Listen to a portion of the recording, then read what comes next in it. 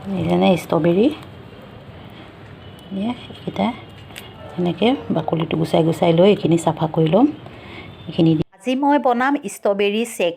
চাওকচোন ভিডিঅ'টো ভালদৰে।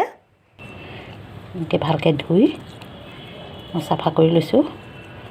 এই দেখিছেনে, এনেকৈ চবটো চাফা কৰি থৈ ল'ব লাগিব ধুই পেলাই। তাৰপিছত মই দেখাই আছোঁ।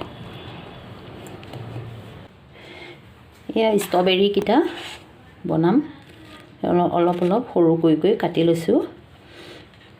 ষ্ট্ৰবেৰী শ্বেক বনাম। ডাঙৰকৈ দিয়া নাই।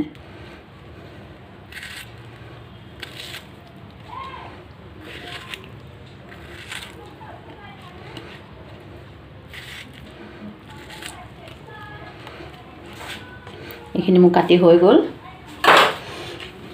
এতিয়া মই এইটো জাৰত মিক্সি জাৰত এইখিনি ভৰাই দিছোঁ। মিঠা বেছি নাখাওঁ, সেইকাৰণে মই এখন চাহ চামুচৰ এচামুচ জোখত চেনি দিছোঁ। চেনিটো গুড়া কৰি দিলে ভাল হয়, কিন্তু মই গুড়া কৰি দিয়া নাই। এইটো মই গ্ৰাইণ্ড কৰি আনি আপোনালোকক দেখাই আছোঁ। এয়া মই ষ্ট্ৰবেৰীখিনি মিক্সাৰত ভালদৰে পেষ্টটো বনাই ল'লোঁ। একেবাৰে ইজি পদ্ধতি, আপোনালোকেও বনাই খাব, বহুত ভাল লাগে। ইয়াতে মই এতিয়া দিম অলপ গাখীৰ অলপ দিম। গাখীৰখিনি দি আৰু মই এপাক মিক্সিত মাৰি দিম। চাই থাকক আপোনালোকে। ষ্ট্ৰবেৰী, গাখীৰ আৰু চেনি দি বনোৱা শ্বেকটো ৰেডি হৈ গ'ল। চাই থাককচোন আপোনালোকে।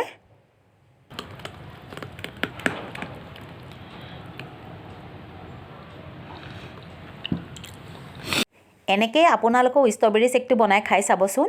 ভিডিঅ'টো ভাল লাগিলে লাইক, শ্বেয়াৰ আৰু কমেণ্ট কৰিব। ভিডিঅ'টো শেষলৈকে চাই থকাৰ বাবে অশেষ ধন্যবাদ।